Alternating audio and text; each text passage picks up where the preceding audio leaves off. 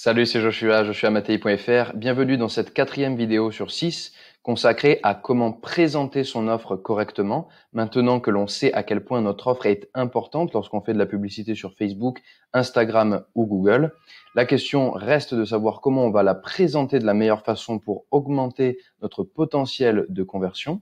Et dans cette vidéo, on va continuer à s'appuyer sur le même support que dans les 3 vidéos précédentes, à savoir le livre Made to Stick, Why Some Ideas Survive and Others Die par Chip et Dan Heath, qui propose un acronyme succès, S-U-C-C-E-S, et on arrive ici au 2e C, la crédibilité. On va voir ainsi dans cette vidéo comment utiliser la crédibilité pour augmenter notre potentiel de conversion.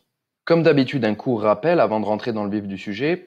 L'équation qu'il faut toujours avoir à l'esprit lorsqu'on fait de la publicité sur Facebook et que l'on veut améliorer son offre parce qu'on sait qu'elle compte pour 80% dans les raisons d'achat, on se concentre sur l'équation VP moins RP égale PC, donc la valeur perçue moins le risque perçu est égal au potentiel de conversion. Ce potentiel de conversion, on va essayer de l'augmenter autant que possible aussi avec notre façon de présenter notre offre. Et ici, on va voir comment la crédibilité va nous permettre d'augmenter le potentiel de conversion que l'on voit ici.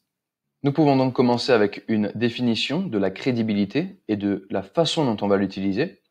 Il s'agit d'aider les gens à comprendre et surtout à croire ce que vous avancez. Pourquoi est-ce qu'il faut absolument être crédible lorsqu'on va présenter notre offre ? Si les gens croient en votre produit ou en votre service, leur passage entre attention, intérêt, désir et action dans le modèle AIDA se fera plus naturellement. Ainsi, l'objectif, c'est de rendre votre message crédible de sorte à huiler, entre guillemets, la machine pour que le passage se fasse d'une étape à l'autre sans accroc. La crédibilité, c'est un principe que l'on va utiliser à travers plusieurs étapes de notre entonnoir d'acquisition. On va l'utiliser lorsqu'on va parler du problème que notre produit ou notre service résout. On va aussi l'utiliser lorsqu'on va parler du service, donc de notre service ou de notre produit qui résout le dit problème et de la solution qui correspond à notre service ou à notre produit. Et on va aussi utiliser la crédibilité pour définir tout ce qui touche à notre entreprise. Peu importe les moments où on va apparaître en ligne. Par exemple, on pourra utiliser la crédibilité sur les réseaux sociaux, sur notre site. Donc là, on parle à un niveau organique. Et on va aussi pouvoir utiliser la crédibilité dans nos publicités. Par longue forme copy, ici, j'entends un texte dans la publicité qui soit particulièrement long. Si vous prenez le temps de développer un message spécifique dans vos publicités, vous pourrez utiliser la crédibilité pour augmenter très largement sa puissance. On se demande alors comment est-ce qu'on va faire pour être crédible. Dans un premier temps, on va pouvoir utiliser la crédibilité externe, c'est-à-dire des autorités externes ou des clients pour utiliser le concept de preuve sociale par exemple. On va aussi pouvoir utiliser la crédibilité interne, c'est-à-dire utiliser tout ce que nous avons à notre disposition dans l'entreprise, c'est-à-dire des statistiques et des chiffres bien spécifiques pour montrer qu'il faut croire ce que nous avançons. Ensuite, nous allons pouvoir utiliser des détails de préférence convaincants. De nombreuses recherches prouvent que la simple utilisation de détails, plutôt que de rester vague,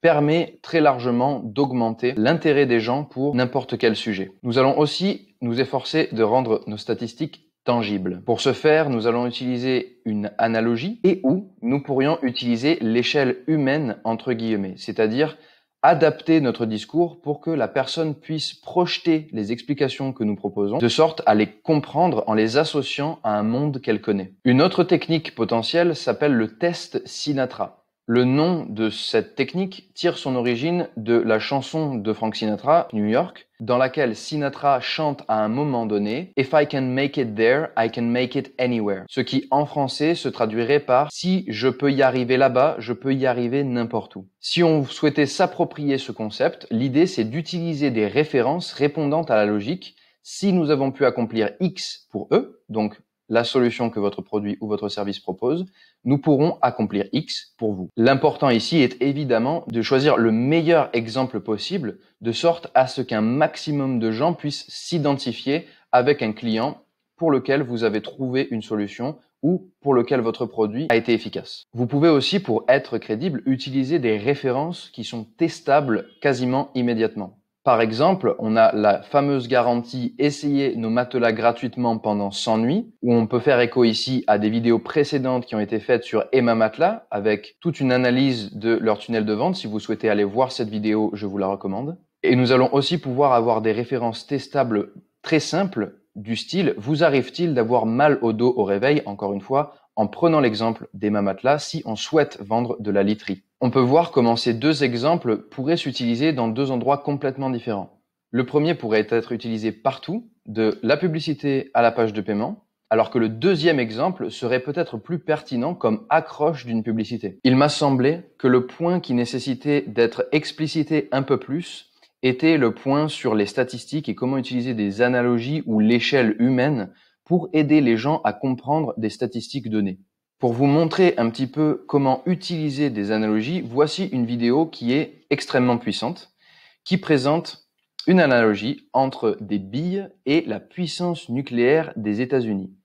L'idée de la vidéo, c'est d'expliquer que les États-Unis possèdent 5000 têtes nucléaires. Ce que cet homme cherche à accomplir, c'est montrer la démesure de la puissance nucléaire des États-Unis.